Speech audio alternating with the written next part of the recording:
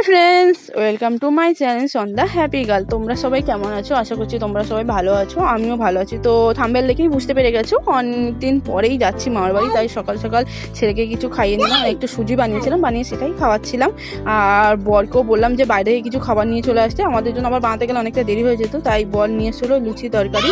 আর ready হওয়ার সময় video বানাতেই পারিনি, কেননা এতটা দেরি হয়ে গেছিলো। তো তারপরে একটু বাইরে বেরিয়ে ভিডিও বানাচ্ছিলাম। এইদিকে অপেক্ষা করছে মানে কখন সময় আসে, কেন শিয়ালদাতে 1 ঘন্টা বসে থাকতে গিয়ে অনেকটা দেরি হয়ে গেছিলো। আর এই দেখো ট্রেনের বাইরে থেকে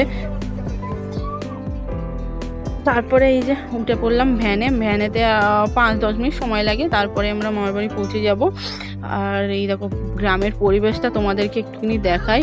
পুরো চারদিকে দেখো সবুজে সবুজে। এরকম আমার ছেলে বসে আছে সামনে।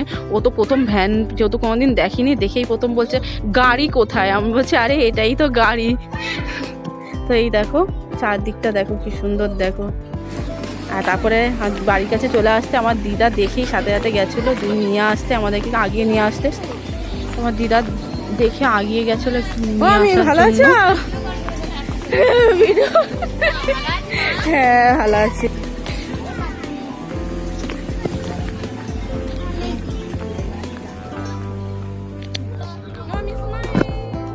তারপর সবার সাথে একটু কথা বলেই বসে পড়লাম খেতে, কেননা খুব জোর খিদে পেয়ে গেছিলো। আর আমার ছোটো মামি রান্না করে রেখেছিলো, আর দিদা ভাতটা বেড়ে দিচ্ছিলো। তো ছোটো মামি রান্না করেছিল সজনে ফুল আলু দিয়ে ভাজা, আর 2 রকমের মাছের ঝাল করেছিল। একটা ছিল বেলে মাছ, আর একটা কী মাছ ছিল যা আমি মনে নেই।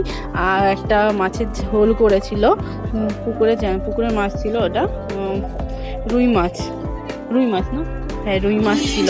তারপর খাওয়ার পরে প্রচণ্ড আমার মানে পেটে চাপ হয়ে গেছিলো, কেননা আমার দিদা এত ভাত চাপিয়েছিল যে আমি খেতে খেতে হাঁপিয়ে গেছিলাম। আর এইদিকে আমার চোখ মুখের অবস্থা দেখো। আর চলো এবারে তোমাদের আমার মামার বাড়িটা ঘুরিয়ে দেখায়। তো ফ্রেন্ডস, এটা হলো আমার ছোটো মামার ঘর। চলো তোমাদের ঘরের ভেতরটা দেখায়। এটা হলো ছাদে যাবার সিঁড়ি, এইদিকে বাথরুম, তোমাদের ছাদটা গিয়ে পরে দেখাচ্ছি। আর এটা হলো ঘর, দেখো।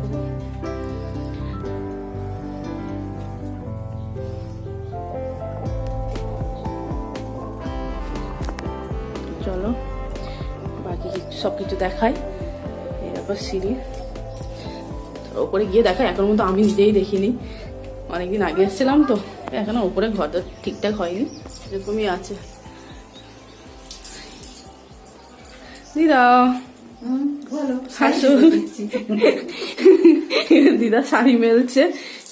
চলো এবার তোমাদেরকে আমি ঠাকুর ঘর আর আমার সব থেকে প্রিয় মানুষটির সাথে দেখা করাবো। অনেক বড় ঠাকুর ঘর আছে, বাট আমার ছোট মামি এখানে একটা ছোট্ট করে একটা ঠাকুরের জায়গা করেছে, যেখানে পুজো সন্ধে দেয়। আর এটা হচ্ছে আমার বড় মামাদের ঘর, বাট বড় মামারা এখন এখানে থাকে না। আর কিছুক্ষণ পরে বড় মামাদের ঘরে যখন যাবো তোমাদের দেখাবো আমার বড় মারা কোথায় থাকে এবং ওখানে গিয়ে কী মজা করছে এবং কী কী করছি সবই দেখাবো। তো এইদিকে দেখো এই একটা বাইরে বাথরুম ঘর, ভেতরে বাথরুম ঘর আছে, বাট এখানে এইটা হচ্ছে একটা সিঙ্গেল বাথরুম ঘর, দরকারে যায়। এবার চলো তোমাদেরকে ঠাকুর ঘর আর আমার যেটা হচ্ছে লেটেস্ট, যেটা হচ্ছে সব থেকে আমার কাছে দামি জিনিস, সেটা হচ্ছে আমার মা, যাকে আমি দেখাবো তোমাদেরকে। চলো এটা হচ্ছে মন্দির, এটা বড় মন্দির, এটা হচ্ছে রাধাকৃষ্ণর মন্দির। এই দেখো।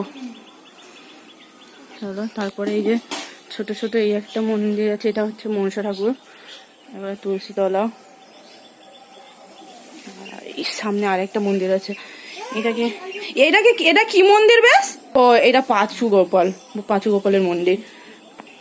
আর এইদিকে হচ্ছে সমাজ। এইটাই হলো আমার কাছে সব থেকে দামি জায়গা, যেখানে হচ্ছে আমার বুড়ো মা, আমি যার কাছে মানুষ হয়েছি সেখানে এইখানে আর কি আমাদের কেউ মারা গেলে এখানে সমাজ দেয়।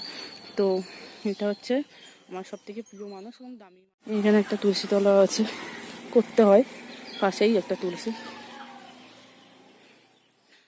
তো তোমাদের সবার গ্রামের পরিবেশ কেমন লাগে কমেন্টে জানিও। আর ভিডিওতে ভালো লাগলে অবশ্যই একটি লাইক করো, শেয়ার করো। দেখা হচ্ছে নেক্সট ভিডিওতে। টাটা।